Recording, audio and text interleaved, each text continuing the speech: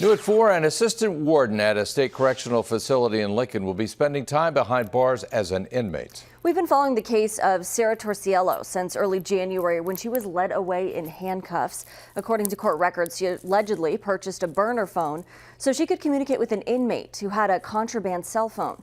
She reportedly admitted to an intimate relationship with the inmate, serving a life sentence for murder. In exchange for dropping 2 felony charges, Torciello pleaded guilty to unlawful acts with an inmate. The judge sentenced her to 1 year in jail.